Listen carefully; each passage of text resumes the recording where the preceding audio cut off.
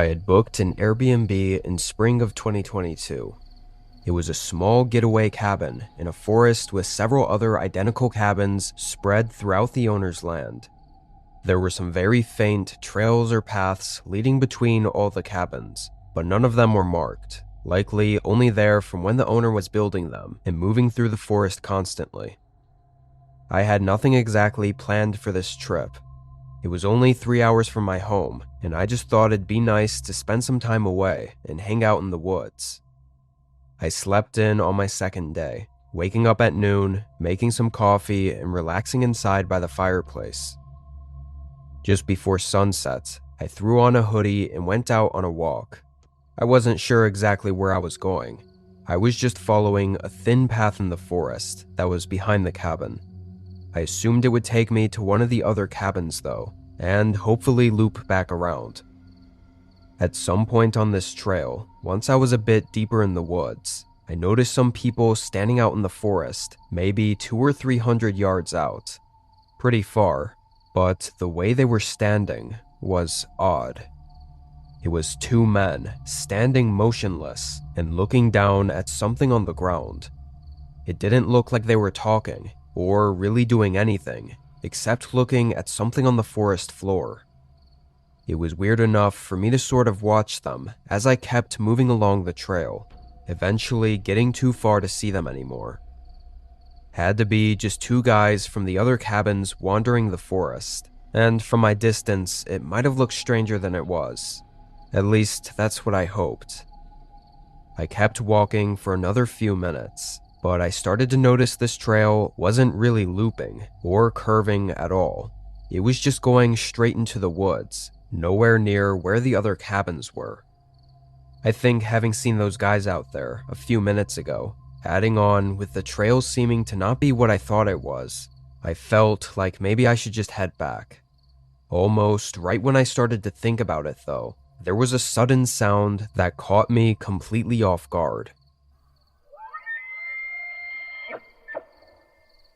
It came from behind me and sounded like some strange scream, or maybe animal call, kind of like an elk bellowing, but something about it felt unnatural. I turned around, but immediately froze. The two men were on the trail behind me, still really far, maybe 150 yards down, and they weren't moving. They were facing me though, maybe even staring at me. I couldn't tell from that distance.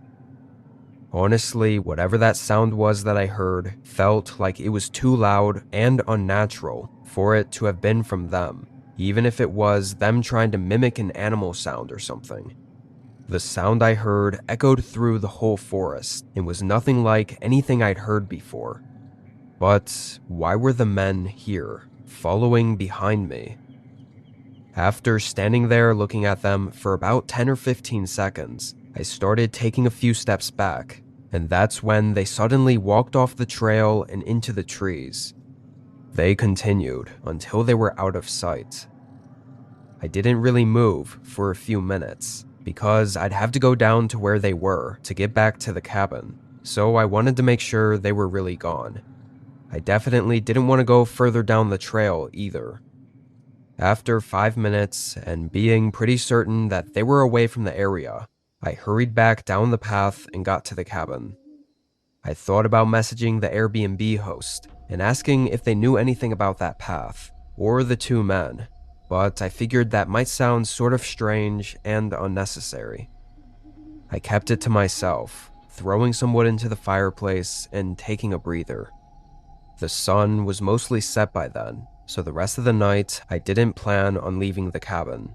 Not that I would have anyway, after what I saw out there. I made some tea and sat by the fireplace. After just a half hour, I felt much more comfortable and was able to actually start relaxing. However, I only got a short 15 minutes before I heard that sound again. The same one that I heard out in the woods. It was a bellowing scream that sounded like it was still pretty far out there, but I didn't know how much sound these cabin walls blocked out, so I couldn't say for sure how close it was. I got up and looked out the back window. I genuinely couldn't see anything except for the faint outlines of trees. It was way too dark out there. But the longer I stood there, the more unnerved I felt. A chill ran through my body as I pulled the curtains back over the window. I started looking up on my phone what that noise might have been. Maybe it was an animal sound that was common around here, and I just didn't know about it. I was never really a nature guy, so I wasn't knowledgeable enough to know. After a bit of research, I didn't find anything. The more I kept looking into it, the more creeped out I started to get, so I put my phone down and tried to not think about it. Another 30 minutes passed. I can't say that I did a good job at forgetting it, but through the crackling fireplace, I heard a few sudden footsteps on the doorstep at the front of the cabin. Boots thumping on the wood. They stopped right outside the door. My heart was pounding. A long 20 seconds passed before there was a slow knock at the door. I couldn't tell you how terrified I was as I crept up to the door and looked out the peephole. Standing right outside the door were two men. I assume the same ones I'd seen out in the woods. They had masks on, those cheap plastic animal masks that only cover the front of your face. They had hoods over their heads and looked nearly identical to each other. I immediately began dialing 911 and backing away from the door. I heard them knock again as I got through to the police. I tried to talk quietly, but I was pretty sure that they could still hear me. I only got halfway through explaining my situation when a sudden hard thud hit the door. For a moment, I thought they were about to break in, and I felt the most intense fear I'd never even come close to experiencing before. But after that thud, I heard their footsteps leave the doorstep. I managed to get back up to the door and look out, seeing both of them walking back into the woods. It took nearly 30 minutes before a cop arrived. He found a mark on the outside of the door, like the men had stabbed a knife into it before leaving. The cop took note of everything, but it was hard to tell if he believed me or not. I knew it sounded crazy though. I got out of there afterward, and obviously never went back to those same cabins. Every couple of months, I'll look up news in that area, expecting some strange disappearances to happen in those woods, but so far I haven't found anything. What the men wanted remains unknown to this day.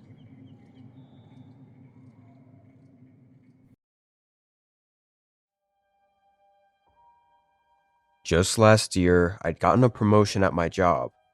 It wasn't too much extra pay, but part of the new position would have me traveling a ton to different locations all over the states. I was single and really had nothing else going on at the time, so I was really excited to travel. As for where I'd stay, it was always pretty random. Sometimes hotels, sometimes resorts, and every once in a while a small Airbnb. I'm not sure why they switched it up every time, but I thought it was interesting at the very least. Anyway, this week I was heading to a new town to visit their department of the company, and I was booked for an Airbnb nearby. I'd already had the promotion for 8 months at this point, and had gotten fairly used to it, so the excitement of seeing where my next stay was at had kinda died out. Once the plane landed, I got my rental car and started heading to the address of the Airbnb. I noticed right off the bat, though, it was farther than usual from where the company building was. Usually, if it was an Airbnb, it would be because it was very close to where the site was. But I think this time, the drive took 40 minutes. And when I arrived at just about 1 a.m., I thought there was a mistake. The place was huge. I mean, at least 4,000 or 5,000 square feet, with a huge yard and everything. I had to triple check this was the right place, and it was. I got everything inside, and I have to say, although the outside looked really nice, it definitely didn't look quite as good on the inside. Maybe just a bit old-fashioned for my taste. Still, I couldn't complain. There was a ton of space, way more than I could ever use. After the long flight, I was too tired to explore the entire place right away. I just brought up all my stuff to the bedroom, turned off the lights, and got in bed. As I laid there, I noticed how creaky the house was. It felt like it was making a lot of noise. Nothing concerning, but just these creaks and thumps in the walls. I thought it must have been just how bigger houses were. I mean, I wouldn't be one to know. I don't think I'd ever been in a house this big. But unfortunately, I'm a pretty light sleeper, so the constant noises kept me up long enough to realize I needed some water. I hadn't even eaten or drank anything since the flight. Sort of frustrated that I had to get up, knowing it'd only make it harder to sleep, I tiredly got out of bed and headed through the long hallway and down the steps to the kitchen. Strangely, once I was downstairs, all the creaks and thumps I'd been hearing for the last hour were gone. Like at some point between me getting up and moving from the bedroom to the downstairs hallway, all the sounds stopped. It was one of those moments that had me scratching my head, like what were the chances of that? Anyway, I grabbed a glass of water, not even bothering to turn on any of the lights, and headed back upstairs. I was able to fall asleep after that, as the rest of that night I didn't hear any more sounds or noises. In the morning, I only spent maybe 30 minutes there, waking up late and still tired, but having to rush out of the house to get to work. After being at the office all day, I went out with a couple guys from work to get drinks, so I actually didn't get back to the Airbnb until sometime past 11 p.m. I headed inside and sat on the sofa, relaxing for a minute. I was exhausted, but I remembered I still hadn't yet checked out the rest of the house. It felt almost mandatory to at least give it a look around, so I got up and just casually walked through the rooms. Walking through it, I honestly couldn't think of much use for an Airbnb this large. I even got so curious that I looked it up to see how much it was, finding it was actually priced the same as other much smaller places in the area, which I found to be a little odd. Also, it looked like some parts of the house weren't reset from the last guest. It looked clean, but some pillows were all over the couch, and some of the chairs and stuff were just in random places. It kinda looked like someone had just been here. And the most strange thing was that one of the kitchen chairs was pulled out. I was in there for a minute earlier that morning and never sat down, and I could have sworn all the chairs were pushed under the table before. Must have just overlooked it, I thought. I pushed it back under the table. After the quick 5-minute tour of the house, I figured it best to take a shower and head to bed for the night, as I had another long day tomorrow. I turned off all the lights, went upstairs, showered, and got in bed. I was just on the verge of falling asleep when a familiar sound suddenly came from below me. It was those creaks. They suddenly started again. The fact that I was just about to fall asleep made it 100 times more obnoxious. I sat up and listened, and even though I was annoyed, a part of me felt like it didn't sound like your typical house noises, so it made me a little uneasy as well. I started to think I could make out individual footsteps walking around under me, and maybe even cabinets being opened and closed. I couldn't tell if it was just my mind making up things, though. I got up and quietly opened the door. The sounds didn't stop this time. I could clearly hear them from the hallway. I carefully walked down and up to the stairs, which were wooden and kind of creaky, and as soon as I took a step, everything went quiet. My heart started racing. I moved to the bottom of the steps and looked down the hall. I could tell a light in the kitchen was on. I swore I turned off all the lights before going to bed, but there was still a small chance I just forgot about that light. I quietly walked down the hall and looked in the kitchen. My eyes widened. That chair in the kitchen was pulled out again, like someone had just been sitting there. Only a second after seeing that, I saw something else behind the chair. In the far back room, where all the lights were off and it was nearly pitch dark, a figure was peering around the corner, watching me. We held eye contact for a moment as I completely froze up before they jolted back behind the corner. A few seconds later, I heard a door slam shut.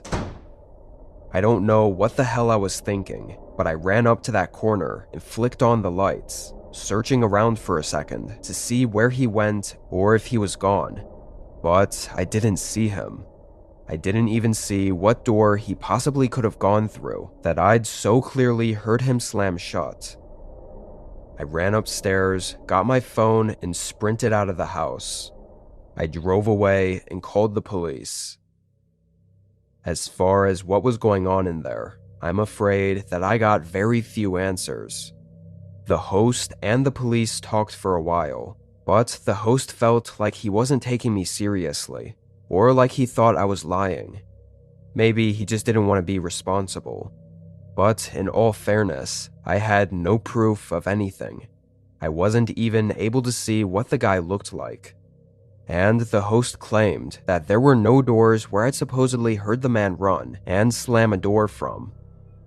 Everything just felt really weird about the whole situation after the fact. My company was nice enough to just move me to a hotel for the rest of the week, but honestly, I was pretty shook for the rest of that trip. Had I stayed in that house any longer with whoever was in there with me, I'm afraid that things could have gone a lot differently.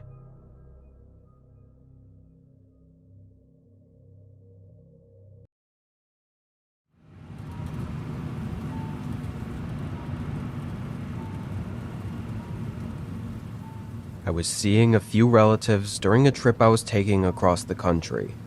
They lived in a city I was passing through, about halfway along my drive, so I thought it'd be nice to see them and spend some time there.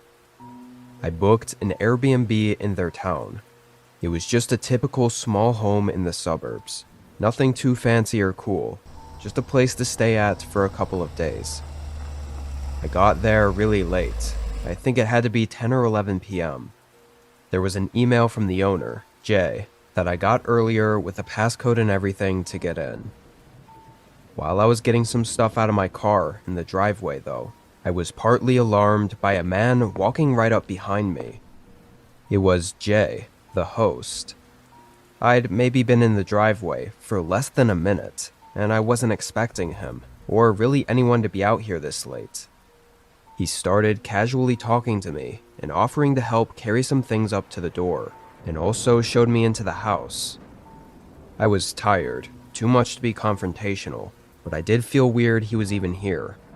Usually, I never even met or talked to the other hosts of Airbnbs.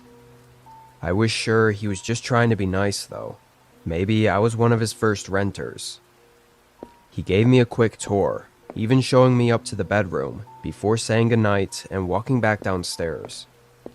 I started unpacking a bit, but really was waiting for the guy to leave so I can rest for the night. I thought if I went down there while he was still around, then he might strike up another conversation, which I was not in the mood for. After a minute, I never really heard any signs of him leaving, like a door opening or closing behind him, so I went downstairs real quick and just made sure he was gone. Didn't see him anywhere, so I locked up the door, grabbed what was left, and went back to the bedroom. It was late, so of course I just unpacked and went to sleep. In the morning, I saw my relatives, but only spent a few hours with them, so I was back at the Airbnb around noon and stayed inside just watching TV until dinner time. I went out to pick up something quick for dinner, but when I pulled into the driveway and headed up to the front door, I noticed it was unlocked.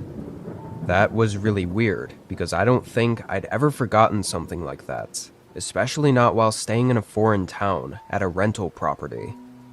My mind instantly thought back to the owner, Jay, and how sort of invasive he was when I first met him the night before.